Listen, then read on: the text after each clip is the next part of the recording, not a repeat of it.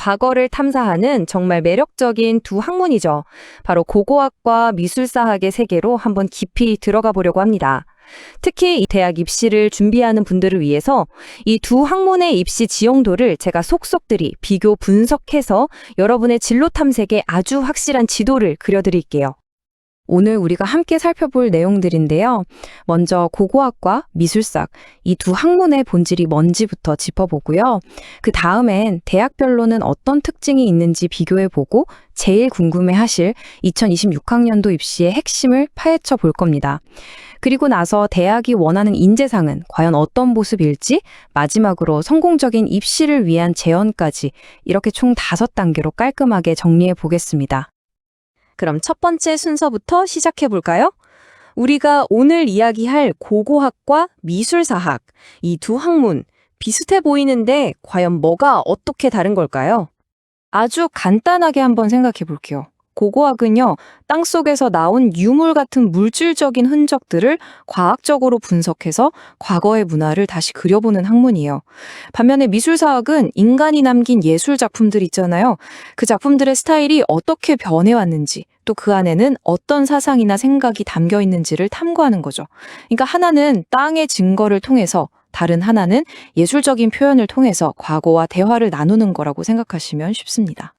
그런데 여러분, 이 학문들이 그냥 옛날 것만 다룬다고 생각하면 큰 오산입니다. 끊임없이 진화하고 있거든요. 이제는 그냥 유물을 넘어서 알고리즘의 시대로 넘어가고 있다고 할 수 있어요. DNA 분석 기술이나 지도 만드는 지리정보 시스템, GIS, 또 디지털 보존 기술 같은 것들이 막 도입되면서 고고학이랑 미술사학이 과학과 만나는 최첨단 학문으로 계속해서 발전하고 있습니다. 그럼 이제 본격적으로 우리나라 대학들이 이 매력적인 두 학문을 어떻게 가르치고 있는지 그 특성들을 하나하나 비교 분석해 보겠습니다. 국내에서 문화유산 교육을 하는 곳은 크게 3가지 유형으로 나눠볼 수 있어요. 첫 번째는 이 분야에만 완전히 특화된 유일한 특수대학교가 있고요. 두 번째는 각 지역의 연구 중심이 되는 국립대학교들, 그리고 마지막으로 저마다의 특별한 전략으로 승부하는 사립대학교들이 있습니다. 이 대학들의 가장 큰 차이점은 바로 교육의 방향성이에요. 한국전통문화대학교 같은 특수대학은 문화유산을 어떻게 보존할 것인가 여기에 초점을 맞춰서 정말 실무 중심의 전문가를 키워내는 데 집중합니다. 반면에 국립대나 사립대는 깊이 있는 학술 연구와 또 각 지역의 특성을 살린 연구 사이에서 균형을 맞추려고 노력하죠. 이 표를 보시면 정말 흥미로운데요. 국립대학들이 자기 지역의 이점을 어떻게 학문적인 강점으로 만들어내는지 한눈에 딱 보입니다. 예를 들어서 부산대학교는 영남 지역의 가야랑 신라 고고학에 특화되어 있고요. 충북대학교는 과거 한반도의 중심이었던 중원문화권 연구가 강점이죠. 반면에 서울대학교는 아주 폭넓은 인문학적 소양을 바탕으로 통합적인 연구를 지향하고, 경북대학교는 인류학과 결합해서 인간사회 전체를 넓게 보려는 시도를 하고 있습니다. 사립대학들의 전략은 훨씬 더 다채롭습니다. 고려대학교 세종 캠퍼스 같은 경우는 GIS나 디지털 박물관 같은 최신 기술을 접목해서 미래를 내다보는 융합 학문을 추구하고요. 그와는 반대로 명지대학교는 미술사학과를 독립적으로 운영하면서 전통적인 학문의 깊이를 제대로 파고드는 그런 전략을 선택했습니다.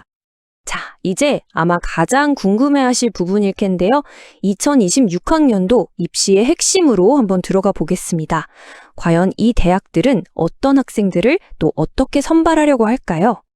2026학년도 입시에서 눈에 띄는 가장 큰 흐름 중 하나가 바로 광역 모집의 확대입니다. 대표적인 예가 서울대학교인데요. 인문대학 정원의 무려 50%를 학과가 아니라 계열 단위로 뽑아요. 그리고 1학년 동안 충분히 탐색해 본 뒤에 전공을 선택하게 하는 거죠. 학생들한테 기회를 더 주겠다는 의미로 볼 수 있겠습니다. 학생부 평가 방식도 대학마다 정말 천차만별입니다. 이 표를 한번 보세요. 부산대학교는 수능 최저학력 기준을 꽤 엄격하게 적용해서 기본적인 학업 역량을 중요하게 본다는 걸 알 수 있죠. 반면에 명지대학교는 수능 최저가 없어요. 대신 서류와 면접, 특히 면접 비중을 30%나 두면서 학생의 잠재력을 직접 보려고 합니다. 충북대는 일부 전형에서 수능 최저를 적용하지 않고요. 특히 이 명지대학교의 평가 방식은 우리가 한번 주목해 볼 만합니다. 이 차트를 좀 보세요. 학업 역량은 30%인데 전공에 대한 열정과 준비를 보여주는 진로 역량이 무려 50%나 됩니다. 이게 무슨 뜻이겠어요? 성적도 중요하지만 그것보다는 뚜렷한 목표를 가지고 꾸준히 활동해온 학생을 뽑겠다는 의지가 아주 명확하게 보이는 거죠. 한편 한국전통문화대학교는 완전히 다른 길을 갑니다. 우리가 아는 일반적인 수시, 정시 시스템이 아니에요.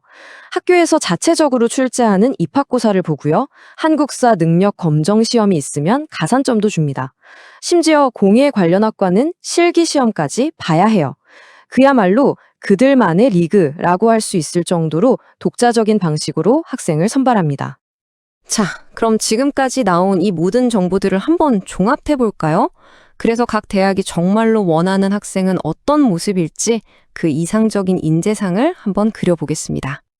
물론 어느 대학을 가든 공통적으로 중요하게 생각하는 역량들이 있습니다.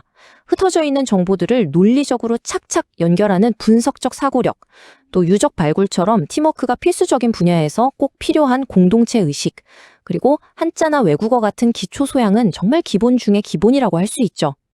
첫 번째 프로필은 바로 학구적인 탐구자입니다. 딱 서울대학교가 찾는 인재상이죠. 어떤 특정 분야 하나만 깊게 파는 것보다는 인문학 전체에 대한 폭넓은 호기심과 비판적인 사고력을 가진 학생, 그리고 이걸 뒷받침해줄 탄탄한 학업성 추도를 가진 학생에게 아주 유리합니다. 두 번째 프로필은 디지털 인문학자입니다. 고려대학교 세종캠퍼스가 바로 이런 학생을 원하죠. GIS, 데이터 분석, 디지털 아카이빙 같은 기술을 이용해서 문화유산을 좀 더 새롭게 해석하고 활용하는 데 흥미를 느끼는 학생이라면 여기야말로 최고의 선택이 될 수 있습니다. 자, 마지막 세 번째 프로필입니다. 현장 중심의 연구가인데요. 충북대, 부산대, 그리고 한국전통문화대학교에 딱 어울리는 인재상이죠.